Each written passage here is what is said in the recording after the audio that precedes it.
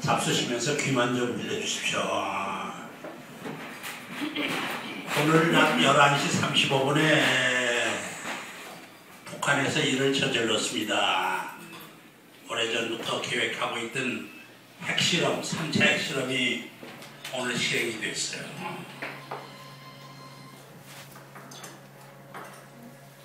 이 김정은 체제를 가만히 비유하면은, 국제적으로 표현하면은, 요새 우리 주변에 그 사글세 사는 사람이 주인보다 더 좋은 자동차를 타고 다니는 사람들이 있어요. 뭐 이름도 모르는 외제 자동차를 무슨 동그라미가 5개인가 4개인가 붙은 그런 차만 타고 돌아다니고 그러는데, 사실 그런 형국입니다. 백성들이 지금 굶어 죽어가고 있는데 자기 자식을 잡아서 먹어야 되는 그런 형국에 처해져 있는 백성들이 있는데, 그 수억 불을 들여가지고 핵실험을 한다는 건, 이건 참 옛날 우리가 자유당 때 못 살 때 정말 피를 팔아서 원기소를 사먹는 사람이 있다는 소문이 났는데, 그런 형국이 아닌가 저는 그렇게 생각을 해요. 결국 김정은은 핵을 맹글어서 어디다 쓸 겁니까? 전쟁을 절대 일으킬 수 없습니다. 다 군인들이 밥을 먹을 수 있고 전력이 있어야 전투를 하는 거지, 의지만 가지고 전투를 할 수가 있는 게 아닙니다. 그래서 우리 국민들은 참 냉철하게 대응하면서 앞으로 이거 예의주시해야 되는데, 저는 우리 이명박 대통령에 아주 친하게 지내는 사람인데 오해가 많아요. 그 김정일이 죽기 전에 NPT를 탈퇴할 때 그 다음날 우리가 따라서 탈퇴해야 돼요. 국제사회에다 성명을 내고, 우리를 위협하고 우리하고 적대관계에 있는 김정일이가 핵을 만들기 위해서 NPT 핵제재기구에서 탈퇴를 하기 때문에 우리도 도리 없이 탈퇴할 수밖에 없습니다. 김정일 정권이 다시 NPT의 규제를 받을 때 우리는 서슴없이 받겠습니다 하고 선언을 했어야 돼요. 우리는 지금 과학기술 수준이나 국가의 위상으로 봐서는 6개월 정도면 지금 김정은이가 장난치는 핵무기에 5배, 10배 좋은 핵무기를 수십 개를 맹글 수가 있어요. 여러분, 미국이라는 나라가 핵무기를 가지니까 소련이라는 나라가 맹글었죠. 거기서 대응해서 또 중국이라는 나라가 대응에 맹글고, 영국, 프랑스가 맹글었죠. 또 이스라엘이 핵무기를 가지고 있으니까 지금 이란이라는 나라가 또 핵무기를 맹글고 있어요. 이 핵무기를 제재하는 방법은 노력으로 그거를 억제시키거나 파괴시키거나 나도 핵무기를 가지고 대항하는 수밖에 없어요. 아무 대항은 안 하고 입만 가지고 큰소리 빵빵 치고 있어서 너무너무 답답해서 죽겠어요. 왜 그 많은 국회의원들이 있는데 우리도 핵무기를 맹글어야 된다고 주장하는 사람이 하나도 없는지 알 수가 없어요. 앞으로 정말 국민의 이 생존권을 쥐고 있는 정부에서 어떤 방법, 지금도 얘기할 수 있어요. 앞으로 30일 이내, 60일 이내 핵무기를 포기하지 않으면 우리는 NPT를 탈퇴해서 핵무기 개발에 들어가겠다고 선언을 해야 됩니다. 그걸 안 하고 자꾸 지나가고 있으니까 세월만 놓치고 있는 거예요. 한번 답답해요. 그러나 우리가 겁먹을 필요는 없습니다. 김정은이가 핵무기를 가지고 있다고 해서 전쟁을 일으키거나 도발 행위를 할 수가 없어요. 우리는 국제적으로 우군이 많이 있고, 또 미국이라는 강태가 지금 있기 때문에 그 사람들이 노태우 때 핵무기를 다 철수해버렸는데 이걸 교섭해서 다시 데려와야 돼요.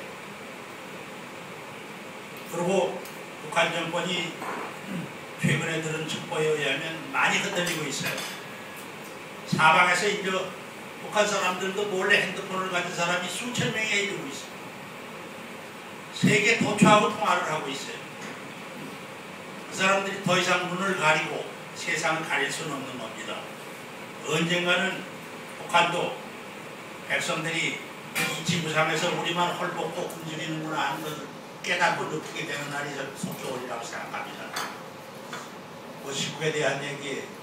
금년은 계산은 뱀띠인데 여러분, 이 뱀이라는 짐승은 유일하게 파충류로 지구 위에서 제일 오래 생존하고 있는 동물이고, 또 성경책 보시면은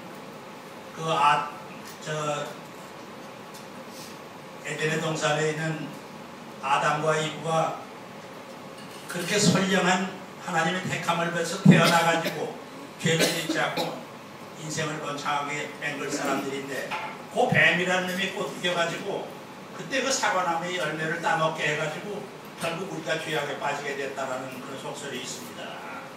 모쪼록 뱀은 그렇게 아주 슬기롭고 허물을 먹고 자기 생존을 유지하는 특별한 파충류고, 또 이 지혜롭기로 유명하고, WHO 마크를 보면 여러분 뱀이 이렇게 있어요. 아마 사람을 살리는 기술이 뱀한테 있는 게 아닌가 저는 그런 생각을 하는데, 아무튼 뱀이라는 동물은 딴 동물보다도 다리도 없지만 잘 기어다니고, 또 이 동물은 빠꾸라는 게 없대요. 꼭 앞으로만 가지 뒤로는 안 간답니다. 그래서 우리나라가 앞으로만 좀 나가서 잘 좋은 구분이 펼쳐졌으면 하는 마음이 간절합니다. 또 마이크를 잡은 게 한 가지만 더 말씀드리겠습니다. 최근에 뉴스를 보니까 아파트 2층에서 떠든다고 시끄럽다고 뛰어 올라가서 싸우다가 결국은 멱살잡이라도 툭 찔러가지고 사람이 죽으니, 저는 이런 일이 도처에서 일어나고 있는데 왜 이런 일이 우리 국민한테 일어나고 있는가? 톨스토이의 우화를 하나 예화로 듣겠어요. A라는 집하고 B라는 집이 담이 가운데 있는데 아주 친하게 지냈어요. 친형제처럼. 근데 A라는 집에서 빌리던 닭이 B라는 집으로 가서 달걀을 낳았어요. 그거 어떻게 하냐? 꼭 달걀 낳으면 그 닭이 우는 소리가 있어요. 그래서 A라는 아주머니가 B라는 집에 가서 우리 닭이 그 달걀 낳는데 달라고 그러니까 이 아주머니가 오리발을 내밀어요. 알은 무슨 알이냐고. 난 알 구경도 못했다고. 별소리 다 한다고. 근데 이 아주머니 너무 속이 상한 거예요. 틀림없이 알을 낳았는데, 우리 닭소리인데, 우리 닭이 그걸로 넘어가는데, 그거 뭐라고 그걸 하나를 안 주고 안 낳았다고 잡았디나 해가지고 싸움이 붙었어. 하루 종일 싸우다가 저녁 때 이제 남편이 퇴근했는데 집단으로 붙어가지고 두 남편 아내가 다 네 식구부터 싸우고 또 애들끼리 붙어가지고 싸워대고 큰 싸움이 벌어졌어요. 그런데도 밤잠이 안 와가지고 이 A라는 아주머니가 그만 옆에 담벼락에다 성냥불을 불어기었어요. 그래서 불이 붙어가지고 그 집이 잘 탔는데 갑자기 역풍이 불어가지고 우리 집까지 다 타버렸어요. 헐랑 다 타버렸어요. 그거 무슨 얘기냐?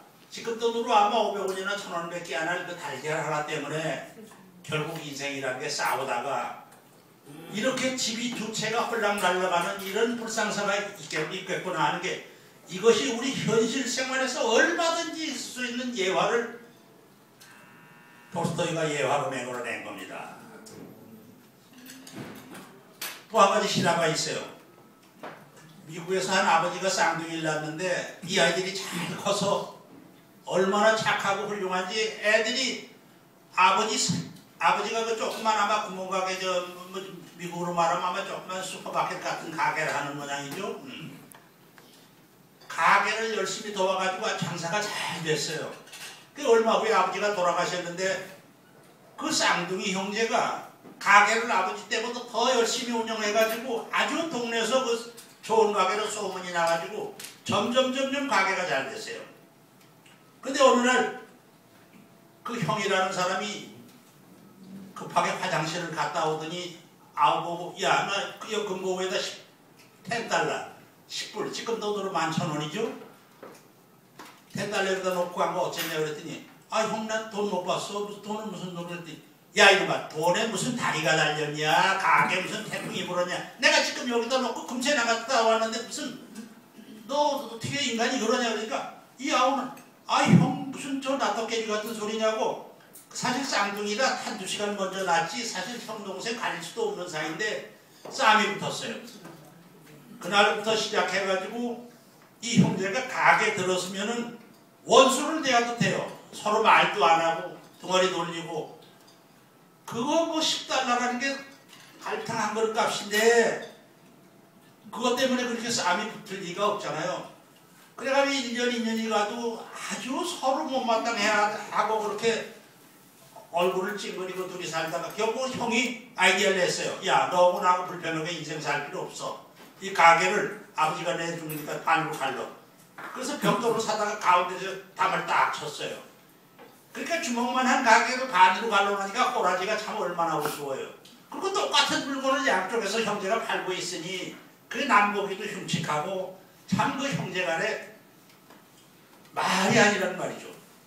그래서 이 사람들이 나이 40이 됐는데 20수년 만에 중요한 사건이 벌어졌어요. 회색 세단이 가게 앞에 와서 딱 쓰더니 점잖은 노신사가 들어와서 이 가게를 언제부터 운영하셨습니까? 아, 이거 우리 아버지 때부터 내가 했기 때문에 나 어려서부터 이거 했어. 그랬더니 아이, 그러면 지가 사과드릴 일이 있어 찾아왔습니다. 내가 20년 전에 귀하의 가게 앞을 지나다가 사흘 동안 밥을 굶었어. 힐끗 보니까 돈이 그 금고에 하나 놓여 있길래 뒷문으로 들어와서 내가 그걸 가지고 도망가가지고 빵을 사 먹고 견딘 일이 있어. 내 평생 동안 가슴에 그 죄책감 때문에 고민했는데 그 돈을 갚으러 왔다고. 그 10달러에 1000배에 해당하는 만불을 가져온 거야, 이 사람이. 근데 돈이 무슨 소용이 있어요? 몇십 년 동안 형제간에 왼수처럼 지내가지고. 그러니까 그 형이라는 사람이 미안하지만 똑같은 얘기를 옆에 가게 가서도 해줄 수 있겠느냐고. 그래서 이 사람이 거기 가서도 얘기했어요. 그 다음에 이 두 형제가 끌어안고 30분을 눈물 흘리면서 서로 덩어리를 두드리면서 울었어요. 그러나 여러분 생각해 보세요. 그 아까운 청춘의 중요한 시절을 그 단 10불 하나 때문에, 있어도 그만이고 없어도 그만 단돈 10,000원짜리 하나 때문에 그렇게 왼수가 돼가지고 그래 벽돌까지 싸놓고 나무 왼수로 옆에 손님이 들어가면 얼마나 인상을 쓰고 치료하고 그러고 인생을 살았으니 그걸 뭘로 그 1000배 아니라 10만 배로 갚는다고 해도 그 형제가 아까운 인생 20수년 동안을 다 버린 걸 생각하면 억울해서 어떻게 살겠어요. 저는 오늘 왜 얘기를 하냐면은 우리가 인생을 살아나가는데 아까 그 닭 때문에 두 집이 계란 하나 때문에 두 집이 다 홀랑 타버린 사건, 또 10달러짜리 돈 하나 없어진 것 때문에 두 형제가 평생을 왼수로 사는 것 마찬가지로 우리가 인생을 살면서 정말 사소한 일 때문에 곤궁에 빠지는 일이 얼마나 많은지 다 그 사람들이 우리 기쁨 세상에 들어와서 한두 시간만 좀 같이 지냈으면 그런 생각이 없을 텐데 그렇게 안타깝게 죽어가는 걸 보면 너무나 안타까운 일이에요. 우리가 기쁨 세상에 참여하는 이유도 거기에 있다고 생각합니다. 어떻게 하면 인생을 기쁘게 살고 사소한 일을 좋은 일로 섬기고 그런 해가 될 그런 일들을 하루속히 잊어버리고 해결해 버려야 돼요. 그 여러분 중에 고민이 많습니까? 집에 이 필통 같은 항아리를 하나 준비하십시오. 거기다가 내가 뭐 속상한 일이 있으면 쓰세요. 아무개가 날 죽이려고 한다. 그것도 쓰시고, 아무개가 나한테 사태질을 한다. 아무개가 누구야 나 욕을 한다. 또 내가 아무개한테 밥을 얻어먹는데 이걸 한번 갚아야 된다. 전부 그 통에다 써서 넣으세요. 그래 일주일에 한 번씩 그걸 개봉을 하세요. 열어보고 할 수 있는 것만 왼쪽에다 놓고 할 수 없는 건 오른쪽에다 놓고 왼쪽에 있는 걸 순서대로 바꾸세요. 이 할 수 있는 것 중에 내가 제일 먼저 해야 될 게 어떤 건가, 할 수 있는 게 어떤 건가. 그렇게 인생을 하나씩 하나씩 풀어나가면 다 해결됩니다. 그 속상한 걸 가슴에 안고 끙끙 앓을 필요가 없어요. 그걸 제 친구는 워리박스라고 해가지고 그 고민통이라고 해가지고 거기다 그런 자기 문제거리를 다 집어넣는 사람이 있는데 우리 기쁨 세상에 참여하는 사람들은 사소한 일, 잊어버려야 될 일 이런 걸 가슴에 담고 속 썩이고 또 남하고 갈등을 맹글고 인생의 걸림돌로 삼아서 나쁜 생활을 맹글지 않도록 우리 좋은 한 해로 출발하는 기쁨 세상이 됐으면 좋겠습니다. 여러분 새해 복 많이 받으십시오.